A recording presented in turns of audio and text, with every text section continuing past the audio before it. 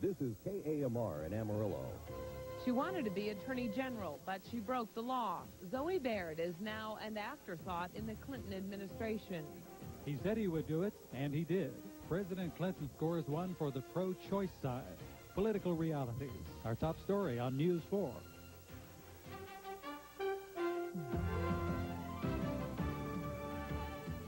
And now, Mary Allison, Lynn Walker, Steve McCauley's weather, and Steve Sain sports. This is News 4. Good evening. The president is looking for a new attorney general. The White House says Zoe Baird made the decision to withdraw her name after evidence surfaced she had hired illegal aliens in the past. But there is evidence that Baird was pushed into that decision. The Clinton cabinet, minus Zoe Baird, was sworn in today.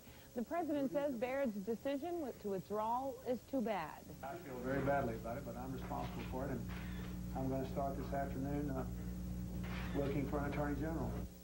Although the White House says it was Baird's own decision, she was fighting for the job at her hearing well into last night. I'll tell you, down the street in Washington, D.C. and having crowds of people cheer me and tell me to hang in there. During a break in last night's meeting, Majority Leader George Mitchell and Judiciary Chairman Joe Biden called the president and told him Baird could not be confirmed. Warren Christopher broke the news of the political reality to Baird.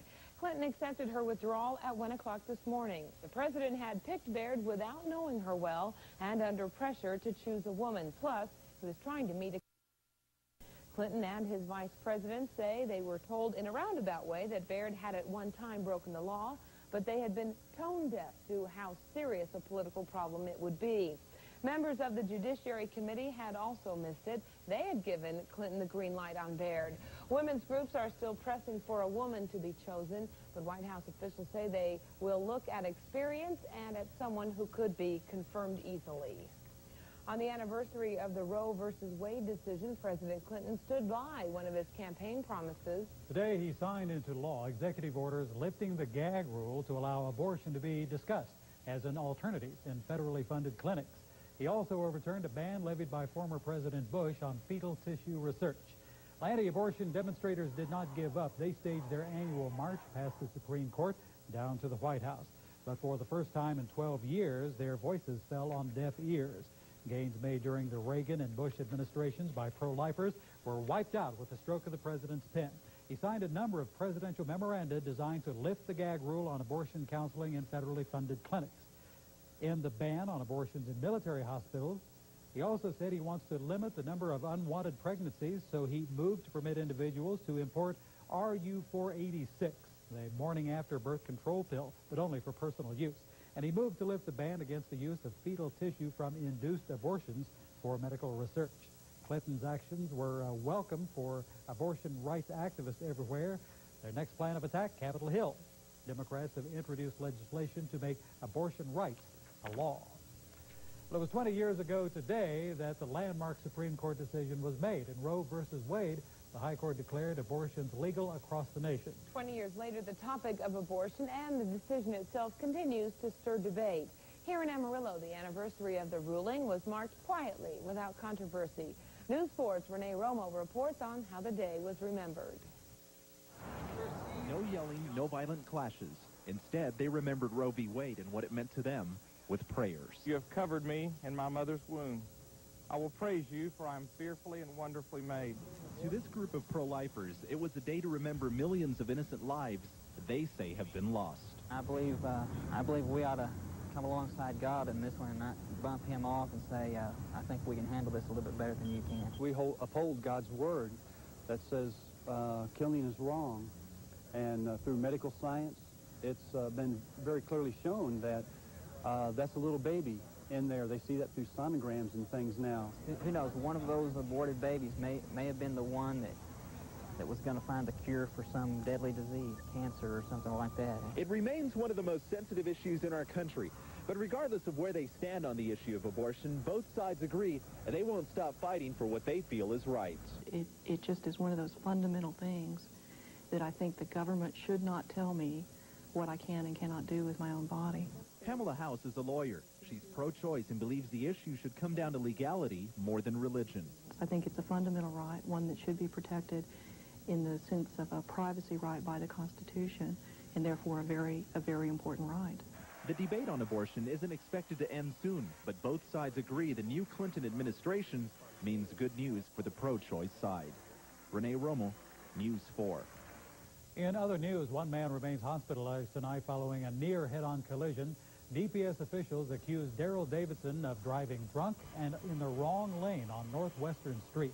He smashed into a southbound Chevy Blazer driven by 18-year-old Heather Dawn Fuller. Both drivers were taken to Northwest Texas Hospital. Fuller was treated and released. Davidson suffered serious injuries. That wreck happened about 4 o'clock this afternoon near the entrance to Tascosa Country Club. A soldier who made a quick visit to Amarillo to get married will spend his honeymoon in jail. 27-year-old Vernon Scott Johnson, who is stationed in Korea, is charged in the death of a man here nearly 10 years ago. In the early hours of October 16, 1983, Milton Thompson, a transient, was attacked and beaten in this alley behind Pierce Street in downtown Amarillo. He died later at a hospital. An anonymous phone call a week ago led Special Crimes Lieutenant Ed Smith to Johnson. Smith thinks Johnson, a resident of Boys Ranch at the time, and another youth attacked Thompson in the alley, beating him with a piece of concrete and sending him to the hospital. Apparently there was, from what we understand, exchange of words, according to the suspect, with the victim. That was what led to the death. Johnson will be charged with involuntary manslaughter. Smith thinks the other youth involved in the beating has since died in a car wreck. A computer check shows that Johnson is also wanted for armed robbery in Los Angeles. And by the way, he was married just last night. Elsewhere, Saddam Hussein is back at his old tricks. Another confrontation between Iraq and the U.S., and this one is said to be no mistake. Once again, the Iraqis used their missile-targeting radar to track U.S. warplanes in the northern no-fly zone, and like yesterday, the U.S. fired missiles at the Iraqi site. General Colin Powell says Saddam's actions continue to invite an attack, but Saddam may be gaining some ground with U.S. allies. Turkey, a base for U.S. forces, has told the U.S. the warplanes for the carrier Kennedy, now off the coast, may not fly over Turkish territory. Turkey has a common interest in Kurds. But this game Saddam keeps playing with the U.S. is getting costly for him. He's lost more than a dozen radar missile sites, and in one attack, more than 30 senior Iraqi officers died. Still to come, a nice day turned into a breezy evening, and that'll soon be followed by the big chill. Steve McCauley's next with News 4 weather. And how is all this winter weather putting the hurt on the cattle industry? We'll tell you in a moment. We are really blowing into this weekend on a Friday night. Yeah, as they say, the winds of change are blowing, but tomorrow they're not going to be as nice to us as they were today. I don't think we're going to see above normal temperatures for quite some time. Right now, though, in Amarillo, it's kind of a balmy evening, if you want to call it that. Fair skies, temperatures at 45 degrees. The dew point's at 35, humidity at 68%. Pressure still falling. That means the front is still coming, and winds around the southwest at 20 miles an hour, getting ready to flip around to the north. Our temperatures today, 27 this morning, 58 this afternoon, above our normals of 21 and 49, but I think this will be the last time we're going to be above normal for the next several days. Records, 6 below in 1966, and I hope you read the other one because I don't remember what it was. But in the last 24 hours, we haven't had any precipitation, but we're still holding almost a half inch above the normal. And Lake Merritt going up, water temperature 40 degrees, soil temperatures running in the low and mid-30s. Our next storm system to affect us, there you can see it spinning its way across the Rocky Mountains. Again, it's a bear up here. Winds are blowing 60 to 90 miles an hour across the front range of Wyoming down to Colorado. Ice and blowing snow. Can't see anything from the Denver area northward into the Laramie, Wyoming vicinity. But now the snows are pulling on off into the plains, and it looks like most of the precipitation should be staying well north of the Texas Panhandle. I think we just do not have the energy to produce the precipitation, despite the fact this cold front will be barreling on through and the winds will be jumping up as well. Here's the Arctic frontal boundary, though, stationary up in Canada. It's not coming down to the south anytime soon, and that's good news because take a look what's going on up here in Alaska. These were low temperatures this morning, about 68 degrees below zero in Bettles, Alaska. Again, the air is crystallizing. You got little ice needles floating around the sky because it's just so cold up there. Temperatures failed to get above 40 below zero in portions of interior Alaska. And we're going to watch this batch of cold air. Again, it's going to stay to the north as long as the jet stream kind of flattens out across the Pacific Ocean. But what we'll watch for is a buckle in the jet stream, which would grab a hold of that Arctic air and yank it down to the southeast, and that could set a big chill here in the central portions of the United States, including the Texas Panhandle. But the good news is that will not happen, at least in the next 5 days. Here's the high temperatures we saw today, again, across the snowpack. Kind of chilly once again, temperatures only in the 40s, but the Chinook winds took over down here across the southwestern half of the region, and those downsloping winds warmed practically everybody up into the 60s, with mid-60s for the Clovis-Portales area. You know, we talk a lot about these Chinook winds, but I want to show you the most dramatic example. It happened on this date. In 1943, in a small little town just to the northwest of Rapid City in South Dakota, they woke up to 4 degrees below zero. And you've always heard that expression, if you don't like the weather, just wait a few minutes. 2 minutes later, it was 45 degrees as the Chinook winds blew into Spearfish, South Dakota, and warmed them up nearly 50 degrees in just 2 minutes. Chinook winds went on, warmed them up to 54 degrees for an afternoon high. Very, very pleasant. They thought, hey, springtime is here. Then less than a half hour later, the Chinook winds went the other way, and they dropped down to 4 degrees below zero again. So this was just a wild day across the southwestern corner of South Dakota back in 1943. Now, we're not going to see those kind of temperature changes, although we will see cooler conditions for tomorrow. And I had to keep this windy condition going all day now. It looks like the winds will be blowing out of the north 20 to 30 miles an hour and gusty all day long. It will not be tapering off during the afternoon, so get ready, put rocks in your pockets. This is going to be a windy one for tomorrow. And your temperatures are going to be falling during the afternoon as well. We're going to go for a high of about 45 here in Amarillo, but that will be dropping by early afternoon down into the 20s and 30s. So wind chill factors may be down in the single digits by late tomorrow afternoon, a far cry from what we had today. And for you folks up in our northeastern counties, won't be getting out of the 30s. That's expected to be reached by late morning, and then dropping into the 20s by late afternoon. And I think the northeastern corner to our viewing area will have wind speeds over 40 to 45 miles an hour. Forecasting then for the rest of the night looks like this. Fair skies, we're going to be dropping down about 34, so not even below freezing, but west winds staying with us at 15 to 25. For tomorrow, partly cloudy and windy, a high near 45, north winds 20 to 30 miles an hour and gusting over that point now all day long.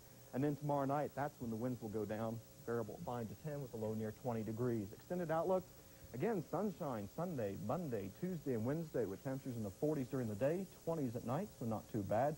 But again, we'll keep an eye on the jet stream. If it should decide to buckle to the north, winter will be back with a vengeance. Painful when you get a buckle in your jet stream, isn't it? Very painful. This year's bitter winter has been especially tough on cattle producers. Production costs for feedlot owners are climbing as the temperatures drop.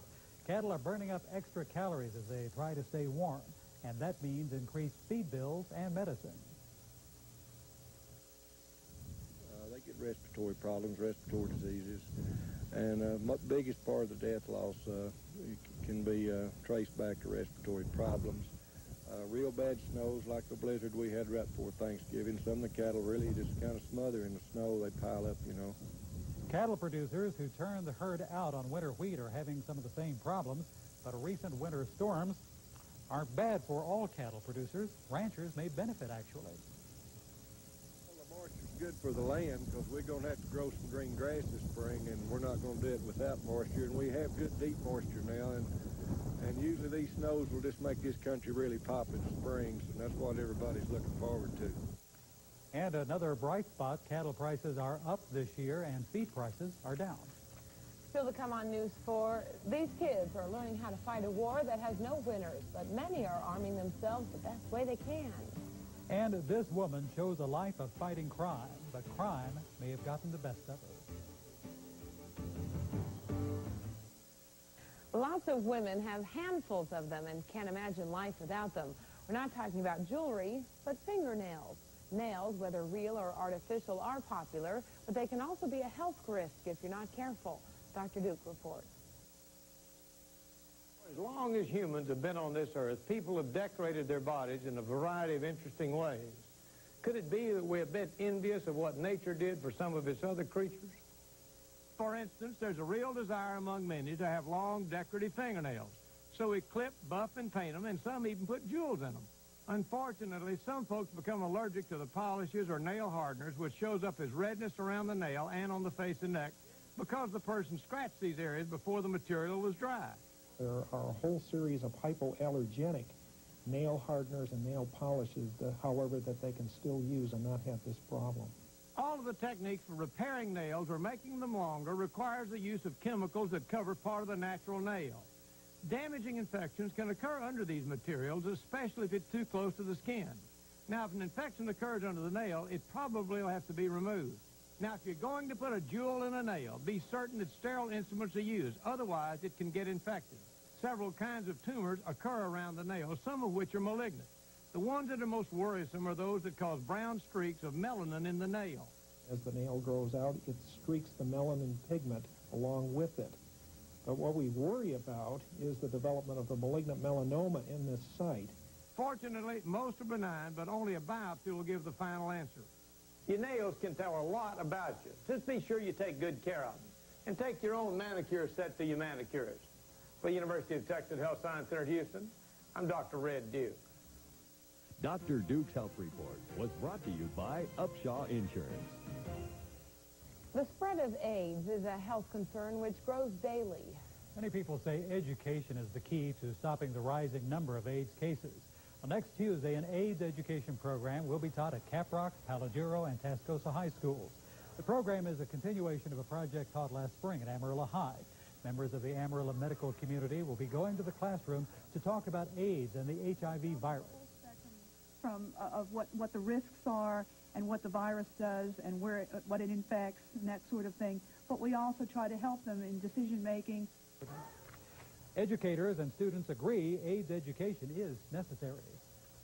Somebody's got to stand up, and somebody's got to make some type of educational program available for the young people who have no access through the home, through the community, or through their churches. Just teaching people exactly the ways you can get it, and letting people catch up with the research that's being done. There's been sex education in schools, but there really hasn't been very much age education, and I think it's a good idea. Parents are encouraged to attend the AIDS classes with their teenagers. The class is optional if a parent signs a waiver form to exclude the student from attending. Statistics show many people who are diagnosed with AIDS caught the virus while they were teenagers. Much of the information out there is targeted at that age group now, telling them the facts about how they can and cannot get the virus. Since AIDS is a life or death situation, then we must give full information to that teenager so that they can, in fact, protect themselves. But are kids listening? It isn't everything, but it sure does help. Most of what I've learned has come from watching TV. No, I think there needs to be more education on it. There's a lot of people at school here that, have sex and use drugs and stuff. And so people, need to be aware of it. I have learned that the best way, that there is no such thing as safe sex, but there is only one way, and that's no sex until you're married. Officials with Planned Parenthood say if our youth are to be fully educated about the danger of AIDS, it's going to take all in the community working together.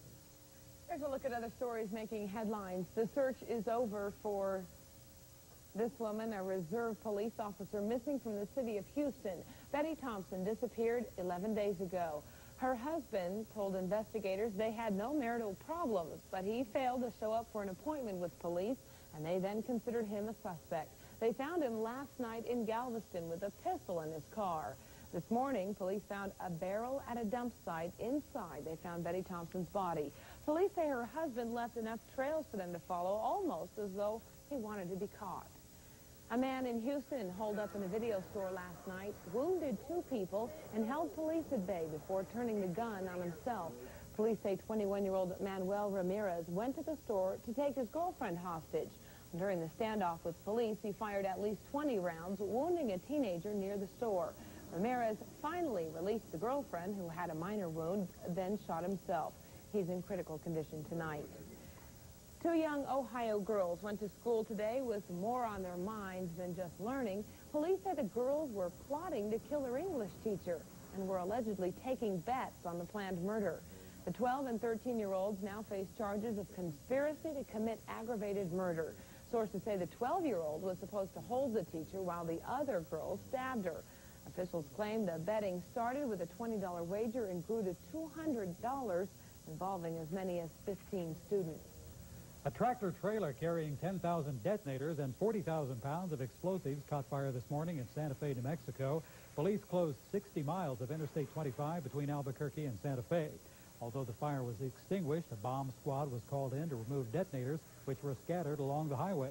No injuries were reported, and officials aren't sure how the fire started. In Los Angeles, a judge threw out about one-third of the charges against 3 defendants accused of beating trucker Reginald Denny during the Los Angeles riots.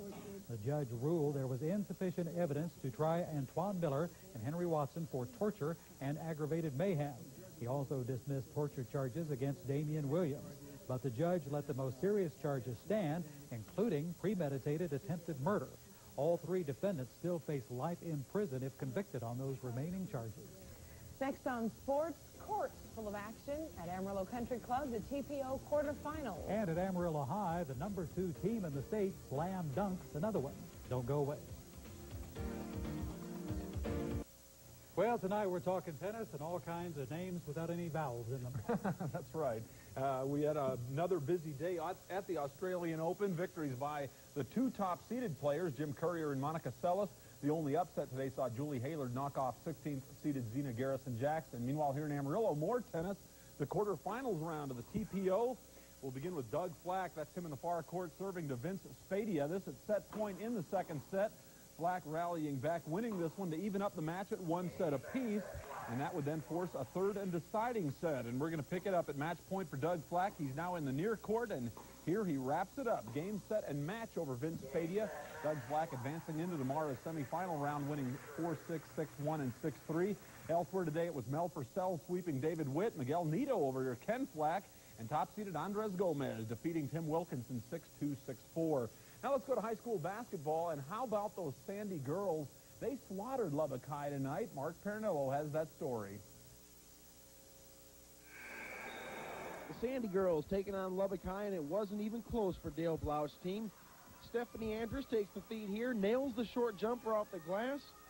Then it's Amarillo on the break once again. Michelle Maxwell with the bucket down low. Lubbock High did manage to get some points on the board. Here's the long jumper. It was good for only 2 of their 15 total points. But as the game winds down, Maxwell nails another 3-pointer. Amarillo wins it by 99 points. No kidding, here's the proof. 114-15 the final score. A much closer game over at Tascosa High, where the Rebels were hosting Coronado. Petey Ware gets things going for Tascosa. Here he spots up, nails the 3-pointer. Then he does it once again from 3-point range. Nailing this one, the Rebels lead it by 3. But the Mustangs kept it tight. Cedric Goodwin going coast to coast for the bucket. Coronado would lead by 2, 16-14 after 1 quarter play. Mark Pernell, News 4 Sports. The Tascosa boys win that game 61-60 in overtime. Earlier, their girls pounded Coronado 67-23. Meanwhile, the first-place Sandy girls rolling up that lopsided win, while the Amarillo boys also are victorious tonight, 67-48. While in Lubbock, Monterey sweeping Paladura 62-25 girls, 64-61 boys. To District 1 4A, Borgers girls beat Caprock 58-30, while the first-place Caprock boys win 58-55. The first-place Randall girls just barely winning at Dumas 54-52. The Randall boys also winning 61-45. And it's Pampa sweeping Hereford 51-38 girls and 79-46 boys.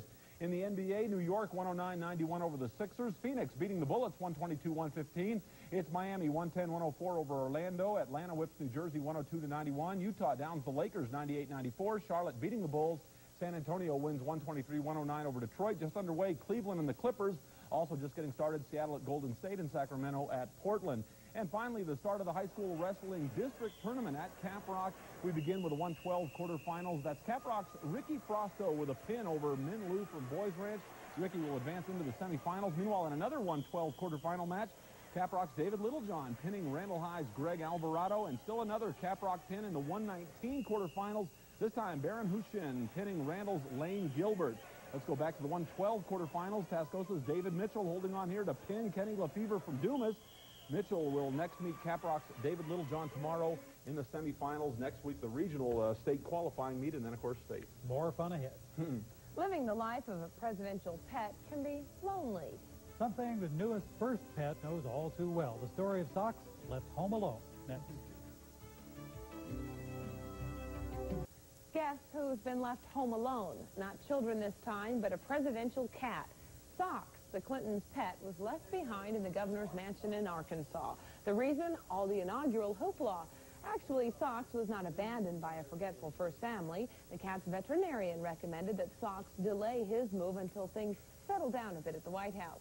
It seems that all the chaos of moving to a new house is more than his feline psyche can handle. When things get back to normal, or as normal as they can be for a political cat, Socks will be reunited with his owners. And then he'll probably have some phobia about photographers or something. I think he's unconscious as he is from the looks of it. That's our news. Thanks for joining us. Have a good weekend. See you Monday. Good night.